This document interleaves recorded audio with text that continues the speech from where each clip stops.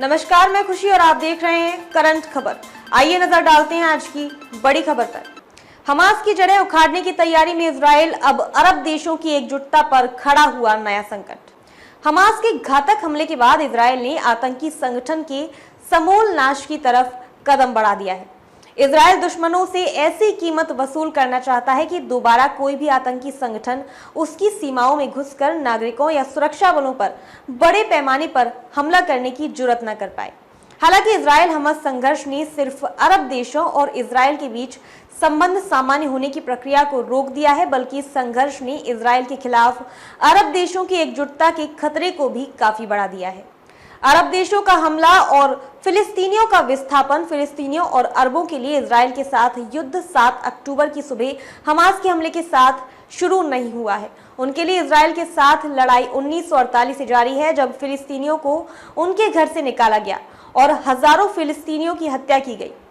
इसे नकवा या तबाही कहा गया। 1948 में अरब देशों और नए राष्ट्र इजराइल के बीच पहला संघर्ष हुआ था। 5 अरब देशों के सैन्य गठबंधन मिस्र, इराक, जाइन, लेबनान और सीरिया ने इजराइल पर हमला किया था। हमले का नतीजा ये हुआ कि आधी से अधिक फिलिस्तीनी आबादी को स्थायी तौर पर विस्थापित होना पड़ा। 1956 के स्विस संकट के बाद इजराइल और अरब देशों के संबंध और खराब हुए। 1967 में इजरायली पोतों के लिए तिरानी खाड़ी बंद करने की घोषणा की। 6 दिन के युद्ध में मिस्र ने गाजा पट्टी, सीरिया ने गोलन हाइट्स गवा दिया और जॉर्डन ने पूर्वी यरूशलेम और वेस्ट बैंक से नियंत्रण खो दिया। 1969 और 1973 की लड़ाई इजराइल, मिस्र और सीरिया के बीच हुई। अमेरिका और सोवियत संघ ने भी अपने अपने पक्ष की लड़ाई में मदद की। अरब राष्ट्रवाद।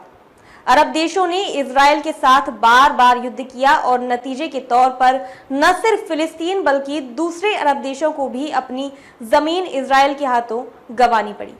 1950 और 1960 के दशक में अरब राष्ट्रवाद पूरे उभार पर था और इस दौर में फिलिस्तीन का मुद्दा अरब राष्ट्रवाद के केंद्र में रहा।